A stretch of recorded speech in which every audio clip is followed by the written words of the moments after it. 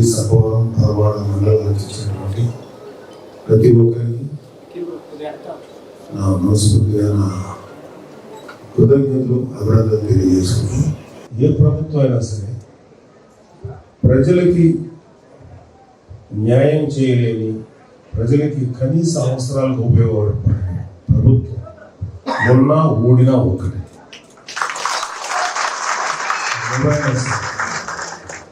ఎందుకంటే 2020లో corona virus వచ్చింది, చాలామంది ప్రజలు చచ్చిపోయారు. మనకు తెలియని విషయం ఏంటంటే వైరస్ మనుషులు లేదు, రాష్ట్రాలు కూడా పడుతుంది. 2019లో వైసీపీ అనే వైరస్ ఆంధ్ర రాష్ట్రానికి పడుతుంది.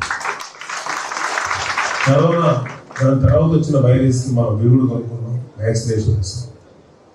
ఇప్పుడున్న వైసీపీ వైరస్కి జనసేన టీడీపీ అలయన్స్ వ్యాక్సిన్ ఉంది. త్వరలో వైరస్ లాగా ఆంధ్రప్రదేశ్ని పట్టి పిలుస్తున్న ఈ ప్రభుత్వాన్ని ఖచ్చితంగా దించి తీరాలి. ఆ విధంగా మనం ఏ విధంగా ఆలోచించాలి? ఇప్పుడు ఇవాళ దాని మీద మనం గట్టిగా పోరాటం చేయాలి. ఇప్పుడు ఇంకా మాకు గ్రూపులు ఉన్నాయి, అతను మాకు సరిగ్గా చేయట్లేదు, మమ్మల్ని పిలవలేదు ఉన్నాయి. నాకు అవి జరగలేదనే కాదు. ఇవాళ ఇప్పుడు మనకి ఎలక్షన్ టైం దగ్గర పడుతుంది, త్వరలో నోటిఫికేషన్ వస్తానన్నారు. మనం వైసీపీని ఎలాగ దించి మనకు జరిగిన అన్యాయానికి ఎలాంటి పరిష్కారాలు చూపాలో దాని దిశగా ఆలోచించాలి తప్ప నాకేంటి, లేకపోతే సతీష్ ఏంటి, రమేష్ ఏంటి, లేకపోతే విజయ్ కుమార్ గారికి ఇవన్నీ సెకండరీ. ప్రజలకి ఏంటి అనేది ఒకటి మాత్రం మనసులో పెట్టుకోవాలి. మన ఆడపడుచులకి ఏంటి అనేది ఒకటి ఆలోచించుకోవాలి. అంటే మాకు ఇవన్నీ ఇష్యూస్ అన్ని ఖచ్చితంగా సాల్వ్ చేయగలిగేటువంటి ఇష్యూస్, సాల్వ్ చేయలేకపోయినా కోర్టులోనైనా సరే పోరాటం చేయగలిగే ఇష్యూస్. ప్రతి దానికి కోర్టులు ఉన్నాయి. ప్రభుత్వం అంటే మంచి ప్రభుత్వం ఉంటే, అలాంటి ప్రభుత్వాలు ఉంటాయి, వస్తాయి. మన రాబోయే ప్రభుత్వాలు నేను మిమ్మల్ని రిక్వెస్ట్ చేసేది ఏంటంటే, ముందు ఈ అభిప్రాయాలన్నీ పక్కన పెట్టి కలిసికట్టుగా పోరాడాలి. అలాగే టీడీపీ ఎక్కడ నిలబడినా సరే మన జన సైనికులు వాళ్ళకి సహకరించాలి. అలాగే జనసేనకు సంబంధించిన అభ్యర్థులు ఎక్కడ నిలబడినా సరే టీడీపీ వాళ్ళు కూడా సహకరించాలి. ఎందుకంటే మీరు ఇక్కడ సహకరించాలి, చేసినట్టుగా చేస్తే మీరు ఇక్కడ నుంచి ఇక్కడ ఉన్న మన జనసైనికులు ఒక టీడీపీ అభ్యర్థులు లేకపోతే జనసేన అభ్యర్థి గురించి మాట్లాడాల్సింది. సో ఎక్కడ టీడీపీ అభ్యర్థి నిలబడినా మనం సహకరిస్తే మన అభ్యర్థి ఎక్కడ నిలబడినా వాళ్ళు సహకరిస్తారు. ఇప్పుడు ఒకరికొకరు సహకరించుకుని ముందుకెళ్ళి ప్రభుత్వాన్ని ఏర్పాటు చేసే దిశగానే మనం ఆలోచించాలి తప్ప ఇప్పుడు మనలో మనకి అభిప్రాయ భేదాలు, పొరపరిచయాలు అనేది రాకుండా చూసుకున్నాం. చాలా దుర్మార్గమైనటువంటి ప్రభుత్వం జరుగుతుంది. ఇంకా మీకు ఇంకా ఎలాంటి దారుణాలు చూడాల్సి వస్తుందనేది చాలా భయం ఉన్నారు.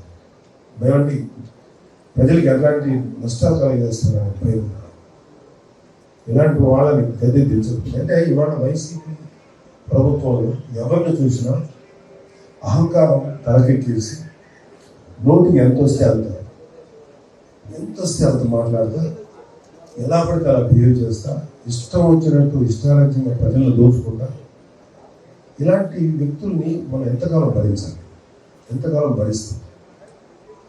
ఇవాళ నేను వైజాగ్ లాస్ట్ టైం కూడా వచ్చి తిరిగాను. ఉత్తరాంధ్ర ఎక్కడ చూసినా ఒక పారిశ్రామికవేత్త జోలుకు, ఒక వ్యాపారవేత్త జోలుకు వెళ్ళారు. ఏదో అవసరమో లేకపోతే వాళ్ళు ఏదో దీనికోసం వాళ్ళ ప్రయోజనం కోసం అంటే.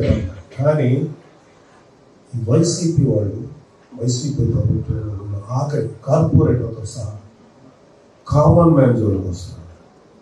ఒక 100 గజాలు ఇల్లు కట్టుకున్నారు కామన్ మ్యాన్, లేకపోతే ఎక్కడైనా ఒక చిన్న హాస్పిటల్లో ఏదో వైద్యం చేయించుకుంటున్న కామన్ మ్యాన్, వీళ్ళని లేదా చదువుకుంటున్న వీళ్ళని వాళ్ళ ఫ్యామిలీస్ని వీళ్ళను కూడా వదలండి.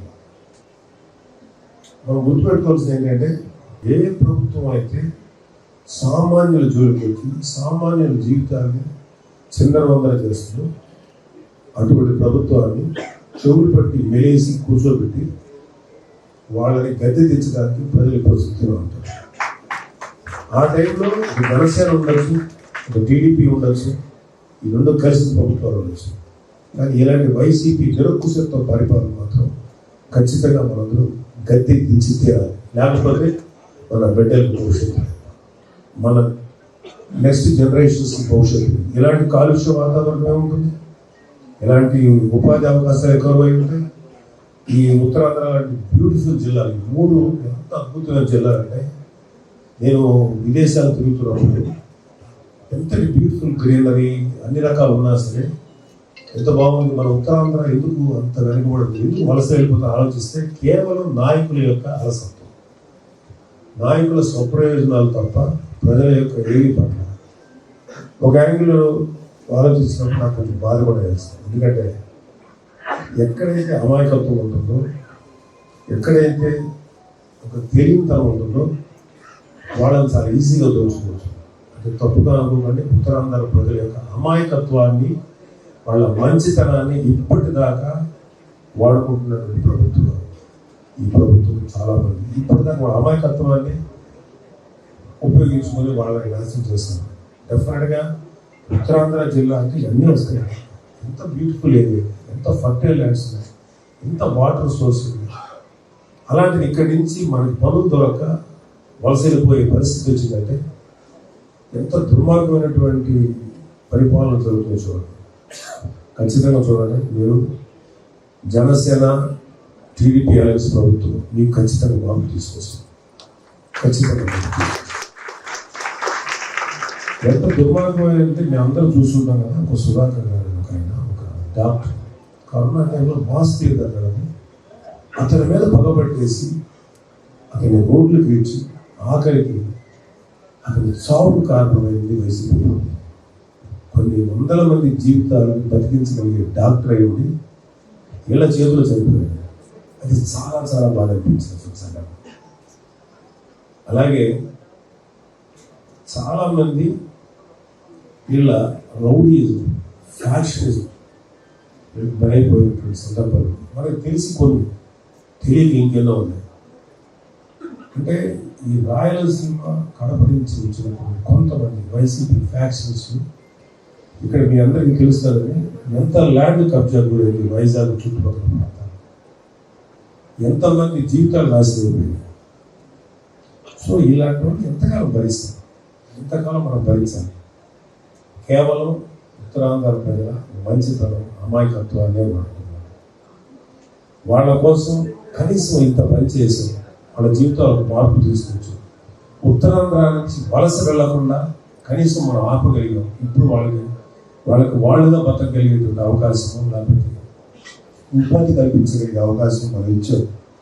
ఇది కదా ప్రభుత్వాలకు కావాల్సినటువంటి కనీసపు అవగాహన, లేకపోతే చేయాల్సిన బాధ్యత. సో దయచేసి మీరు గట్టిగా ఆలోచించండి, ఎంతకాలం భరించాలని ప్రభుత్వాలు. అంటే ఈ రాష్ట్ర ప్రభుత్వం ఎంత దారుణంగా తయారైందంటే, ఒక ఆడపిల్లకు అఘాయిత్యం జరిగితే హోమ్ మినిస్టర్ అయింది, ఒక మహిళా మినిస్టర్, హోమ్ మినిస్టర్ అయింది, ఆడపిల్ల బయటికి వెళ్ళి అత్యాచారానికి గురైతే ఆ తప్పు తల్లిది, తల్లి సరిగ్గా పెంచాలనే దుర్మార్గమైన మాట మనం ఈ రాష్ట్రంలోనే పెట్టి ఇక్కడే దొరుకుతుంది. వాడికి ఎక్కడ వెళ్ళరు. యూనో ఆడబిడ్డను రక్షించుకు ఇంట్లో ప్రతి తల్లి చూసుకుంటూ, తండ్రి చూసుకుంటాం. ఆడబిడ్డ బయటికి వెళ్తే ఆ బిడ్డ రక్షణ చూసుకోవాల్సింది ప్రభుత్వ వ్యవస్థ, పోలీస్ వ్యవస్థ. అలాగే ఎవరో ఒక ఇంటికి వెళ్ళి ఒక మహిళ మీద అఘాయిత్యం జరిగితే ఎవరైతే అఘాయిత్యం చేయబడ్డారో పాప మహిళకు సపోర్ట్ లేకపోగా పాప అఘాయిత్యం చేయడానికి వచ్చినాడు గౌక్కుని అప్పు అడగడానికి వచ్చి గౌక్కుని రేపు చేసేయాడని చెప్పి ఆవిడ మాట్లాడుతుంది. నాకు టోటల్ కన్ఫ్యూజన్. ఏంటి ఇలా మాట్లాడుతున్నారు, ఇలా మాట్లాడతారా? ప్రభుత్వానికి సంబంధించినటువంటి మినిస్టర్స్ వీళ్ళ ఇలా మాట్లాడారు. మన బొత్స గారు, గౌరవీయులు బొత్స గారు నాకు అనిపించిన గౌరవం. కానీ ఆయన కూడా చదువు ఎక్కువైపోయి నిరుద్యోగం వచ్చిందంటాడు. అది అలాగే ఇక్కడ ఇంకొక మినిస్టర్ ఉన్నారు ఉత్తరాంధ్ర, ధర్మాన ప్రజలకు ఈ సంక్షేమ పథకాలు కావాలా, రోడ్లు కావాలా?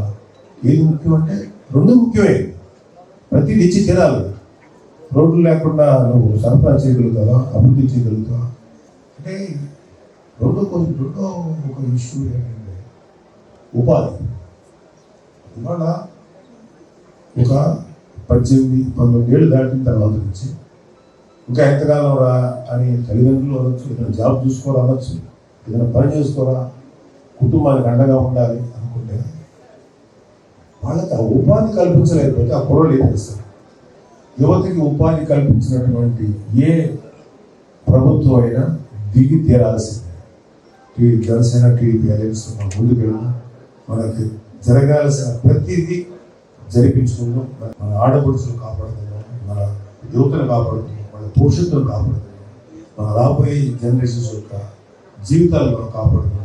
పొల్యూషన్ తగ్గించుకున్నాం, ఈ దురాక్రమణను తగ్గిద్దాం. ఎవరైతే దురాక్రమణ చేస్తారో వాళ్ళందరికీ న్యాయబద్ధంగా చట్టబద్ధంగా బుద్ధి చెప్పి అన్యాయం జరిగిన వ్యక్తికి న్యాయం చేద్దాం. అందరం కలిసినట్టుగా పోరాడదాం. మీ అందరి సహకారం కోరుతూ మనస్ఫూర్తిగా థ్యాంక్ యూ వెరీ మచ్.